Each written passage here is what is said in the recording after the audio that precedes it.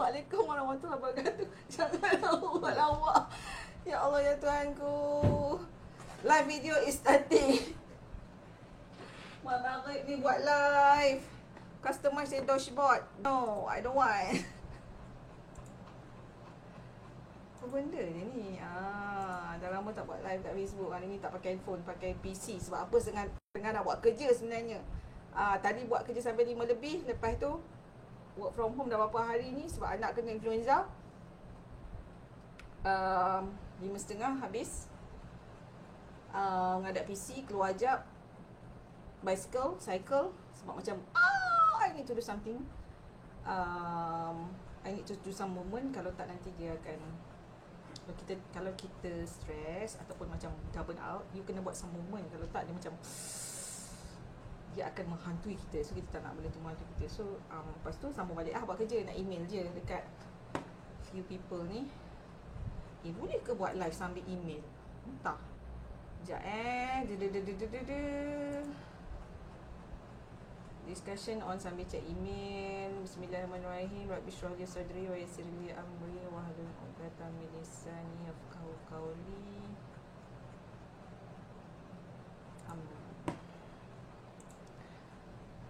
Sekejap, tak nampak lah. Ada orang tak bersama saya. Macam tak ada orang tengok ke tak ada orang tengok ni. Sekejap maghrib ni kita nak live sekejap. Macam mana nak tengok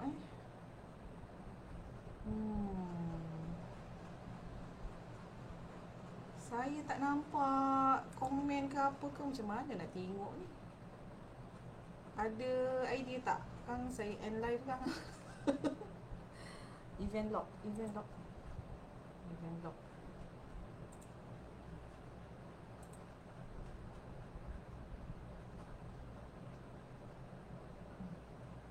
Okay. Tak tahulah ada orang ke tak ni.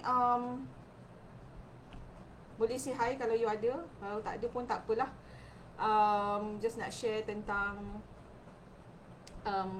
macam hari tu saya ada buat video pasal TikTok pasal dah 2 jam depan PC tapi tak dapat nak tulis, tak ada apa-apa idea keluar. Okay, not supposed to happen that way. Okay, not supposed to happen. Benda tu boleh avoid. Actually tak adalah setiap hari kita tulis, kan, setiap hari kita tulis. Jadikan satu rutin untuk you ada cycle untuk you buat kerja-kerja research. For example, you ada kalau macam saya pakai research, saya pakai cycle 2 minggu. So 2 minggu tu macam after I meet supervisor, hari yang saya jumpa tu saya akan anggap lepas saya berjumpa supervisor, saya akan anggap itu adalah lazy day saya. So dia macam aku dah jumpa supervisor. So nantilah aku fikir benda yang nak kena buat tu. So dia macam lazy day hari pertama tu. Lepas tu tu saya tulis dalam saya punya buku ni.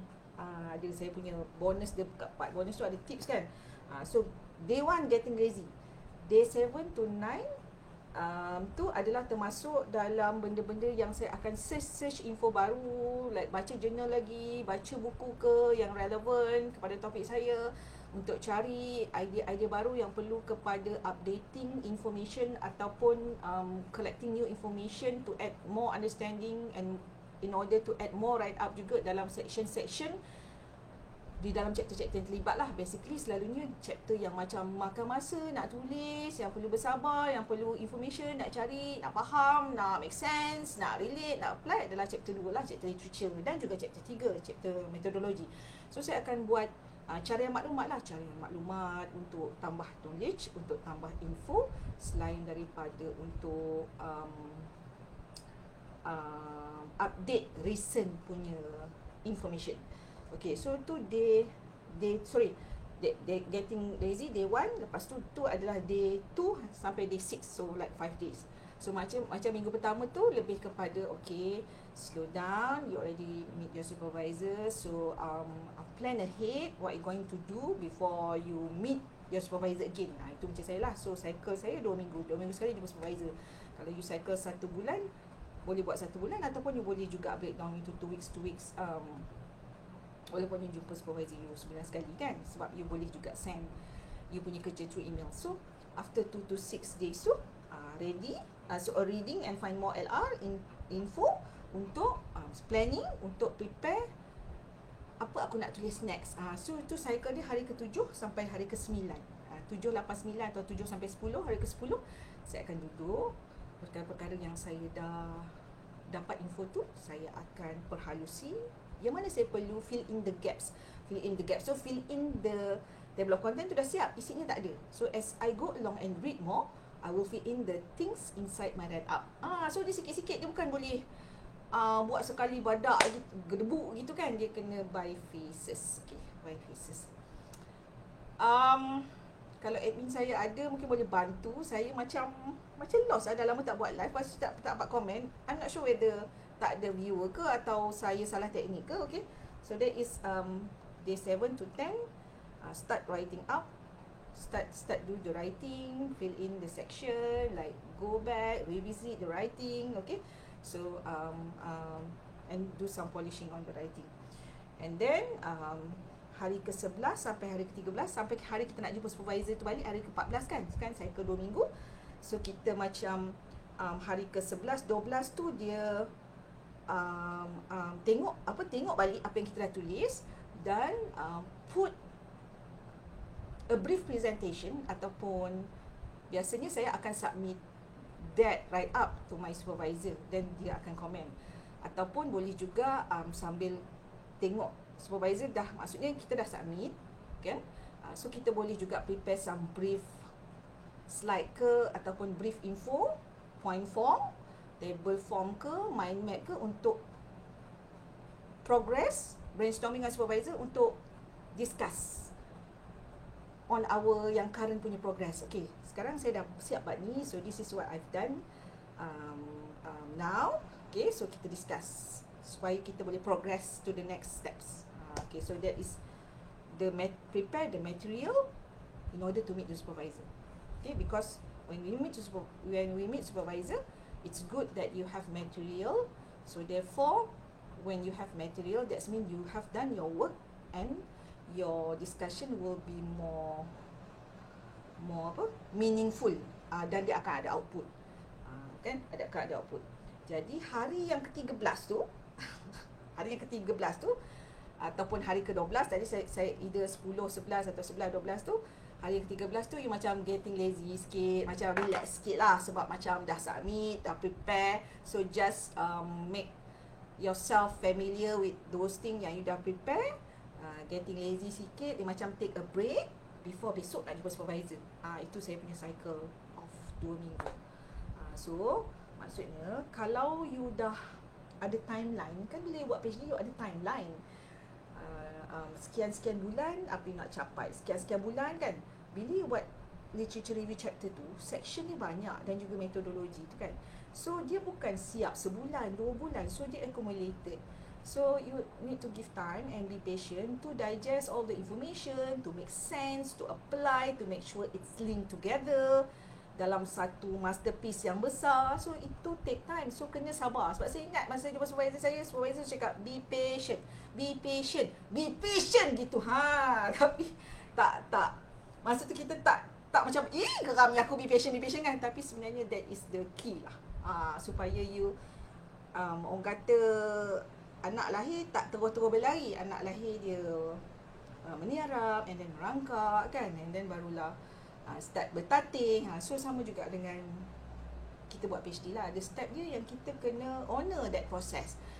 Kita kena hormati proses tu, kita kena hargai proses tu. Okay, I think that's all. So therefore takkan adalah masalah yang kau tenung PC kau 2 jam tapi tak siap apa-apa. Tapi pernah je saya alami dulu. Ada masa-masa yang saya tidak dapat nak solve kebuntuan yang saya hadapi, tapi tak selalu. Dia macam kenapa, macam saya nak pecahkan kefahaman tentang teori sekian dengan teori sekian, macam mana dia kelainan dia, kenapa aku masih tak nampak lagi benda ni. So bila saya think tu, sebenarnya saya berfikir macam dalam otak saya berjalan, okey, teori ni dia ni, elemen dia ni, yang ni, tapi kalau aku buat ke sini dia jadi macam mana, ke sini macam mana. So actually my mind is thinking, but aku tak ada buat writing. Aku macam brainstorm dengan diri aku sendiri. Saya macam brainstorm dengan diri saya sendiri, bercakap dalam kepala otak. So dia macam tak sedar, dah sejam dah aku buat macam gini. Aku macam pandang dinding, pandang PC ni sejam monitor ni, tapi sebab bukan aku tak ada idea nak tulis, aku sebenarnya tengah berfikir. Adalah momen tu, tidak dinafikan, tapi taklah kerap. Maksudnya once in a blue moon, kadang-kadang, jarang-jarang gitu. Macam orang kahwin 3 dan kahwin 4 kadang-kadang dan jarang-jarang berlaku. Gitulah. Okay.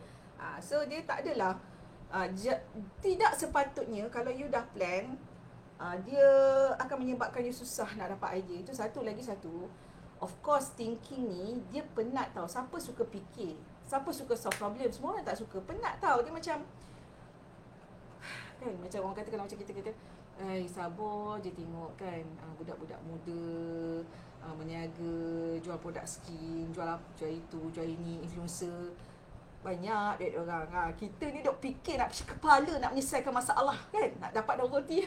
So itu adalah macam, sekejap cakap kita ni nak jadi ilmuwan tau, ilmuwan, cendekiawan. So you have to honor the process, you have to hormat, you have to honor why, what are the reason you becoming, you want to do PhD, you want to do this research. So benda tu kena cari sendirilah, the big why. So macam apa sebenarnya aku cakap ni, jadi sebenarnya saya nak cakap, berfikir tu sebenarnya adalah penat. Nak solve problem, nak macam nak memecah kebentuan tu, you kena fikir, you kena force diri you untuk berfikir. Kalau you tak ada cara, cari cara. Kan, cari cara. Kalau macam kadang-kadang saya pakai teknik bodoh. Okey, apa advantage dia, apa disadvantage dia? Okey, apa similarities, tak disadvantage, advantage. Aku pakai sword ke, aku pakai tulang ikan ke, whatever that can help your mind to think and move so that your research work will move. Okay. So kalau you tak ada kesungguhan itu, dia akan jadi susah lah nak buat PhD ni. So dia kena, sebab tu saya kata buat sesuatu yang anda suka. So anyway, itu saja yang saya nak sharekan dan nak maghrib ni. Anyway, hujung weekend ni, so sekarang saya dah banyak buat kelas face to face untuk, saya panggil klinik, because saya kena diagnose. Kalau you participant datang, saya akan tanya, you buat apa? Saya lebih akan reflect kepada apa yang participant buat in order for me to better explain qualitative research. So Sabtu ni kita ada kelas qualitative research 1 hari, research and approach. Kita ada understanding the paradigm, kita ada understanding the 6 approaches yang biasa digunakan dalam kualitatif atau mixed method, dan kita ada macam mana nak analyse data, macam mana nak structure, macam mana nak present dia punya finding. So Sabtu ni one day face to face. Kalau berminat boleh tinggalkan komen, nanti tim saya akan pick up. Okay, that's all. As I selalu cakap, page ni being live, share my knowledge. Kalau apa yang saya suka adalah hobi saya dan juga terapi saya.